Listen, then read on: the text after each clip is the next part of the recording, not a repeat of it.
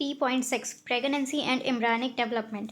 After implantation, finger-like projections appear on the trophoblast called chorionic villi, which are surrounded by the uterine tissue and maternal blood. The chorionic villi and uterine tissue become interdigitated with each other and jointly form a structural and functional unit between developing embryo, which is fetus, and maternal body called placenta, which is given in figure 3.12. The placenta facilitates the supply of oxygen and nutrients to the embryo and also removal of carbon dioxide and excretory or waste materials produced by the embryo. The placenta is connected to the embryo through an umbilical cord, which helps in the transport of substances to and from the embryo. Placenta also acts as an endocrine tissue and produces several hormones like human chorionic gonadotropin (HCG), human placental lactogen (HPL), estrogens, progesterones, etc.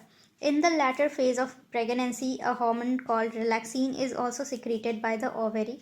Let us remember that HCG, HPL, and relaxin are produced in women only during pregnancy. In addition, during pregnancy, the levels of other hormones like estrogen, progesterones, cortisols, prolactin, thyroxine, etc. are increased several folds in the maternal blood. Increased production of these hormones is essential for supporting the fetal growth, metabolic changes in the mother, and maintenance of pregnancy. Immediately after implantation, the inner cell mass, which is embryo, differentiate into an outer layer called ectoderm and an inner layer called endoderm. A mesoderm soon appear between the ectoderm and endoderm. These three layers give rise to all tissues, which is organs in adults. It needs to be mentioned here that the inner cell mass contains certain cells called stem cells, which have the potential to give rise to all the tissues and organs. What are the major features of embryonic development at various months of pregnancy? The human pregnancy lasts 9 months. Do you know for how many months pregnancy lasts in dogs, elephant, cats? Find out. In human beings, after 1 month of pregnancy, the embryo's heart is formed. The first sign of growing fetus may be noticed by listening to the heart sound carefully through the stethoscope. By the end of the second month of pregnancy, the fetus develops limb and digits. By the end of 12 weeks, which is first trimester, most of the major organ systems are formed. For example, the limbs and external genital organs are well developed. The first movement of the fetus and appearance of hair on the head are usually observed during the 5th month. By the end of about 24 weeks, which is end of second trimester, the body is covered with fine hair, eyelids separate, and eyelashes are formed. By the end of 9 months of pregnancy, the fetus is fully developed and is ready for delivery. 3.7 Parturition and Lactation. The average duration of human pregnancy is about 9 months, which is called the gestation period. Vigorous contraction of the uterus at the end of pregnancy causes expulsion or delivery of the fetus. This process of delivery of the fetus, which is childbirth, is called parturition. Parturition is induced by a complex neuroendocrine mechanism. The signals for parturition originate from the fully developed fetus and the placenta, which induce mild uterine contractions called fetal ejection reflex. This triggers release of oxytocin from the maternal pituitary. Oxytocin acts on the uterine muscle and causes stronger uterine contractions, which in turn stimulates further secretion of oxytocin. The stimulatory reflex between the uterine contraction and oxytocin secretion continues, resulting in stronger and stronger contractions. This leads to expulsion of the baby out of the uterus through the birth canal, parturition. Soon after the infant is delivered, the placenta is also expelled out of the uterus. What do you think the doctors inject to induce delivery?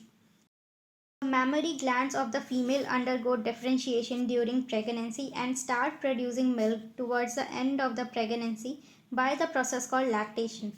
This helps the mother in feeding the newborn. The milk produced during the initial few days of the lactation is called colostrum. which contains several antibodies absolutely essential to develop resistance for the newborn babies. Breastfeeding during the initial period of infant growth is recommended by doctors for bringing up a healthy baby. Summary: humans are sexually reproducing and viviparous. The male reproductive system is composed of a pair of testes, the male sex accessory ducts, and the accessory glands and external genitalia. Each testis has about 250 compartments called testicular lobules, and each lobule contains 1 to 3 highly coiled seminiferous tubules. Each seminiferous tubule is lined inside by spermatogonia and Sertoli cells. The spermatogonia undergo meiotic divisions leading to sperm formation, while Sertoli cells provide nutrition to the dividing germ cells. The Leydig cells outside the seminiferous tubules synthesize and secrete testicular hormones called androgens. The male external genitalia is called penis. The female reproductive system consists of a pair of ovaries, a pair of oviducts, a uterus, a vagina, external genitalia, and a pair of mammary glands. The ovaries produce the female gamete, which is ovum, and some steroid hormones, which is ovarian hormones. Ovarian follicles in different stages of development are embedded in the stroma. The oviducts, uterus, and vagina are female accessory ducts. The uterus has three layers, namely perimetrium, myometrium, and endometrium. The female external genitalia includes mons pubis, labia majora, labia minora, hymen, and clitoris. The mammary glands are one of the female's secondary sexual characteristics. Spermatogenesis results in the formation of sperms that are transported by the male sex accessory ducts. A normal human sperm is composed of a head, neck, a middle piece, and tail.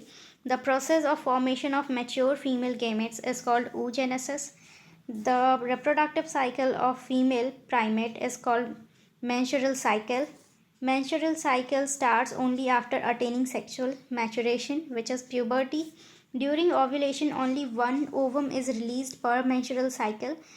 The cyclic changes in the ovary and the uterus during menstrual cycle are induced by changes in the levels of pituitary and ovarian hormones.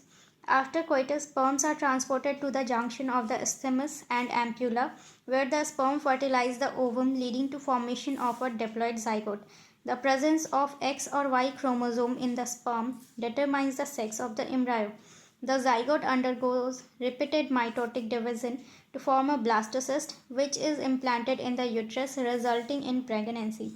After 9 months of pregnancy, the fully developed fetus is ready for delivery. The process of childbirth is called parturition, which is induced by a complex neuroendocrine mechanism involving cortisol, estrogens, and oxytocin. Mammary glands differentiate during pregnancy and secrete milk after childbirth. The newborn baby is fed milk by the mother, which is lactation during the initial few months of growth.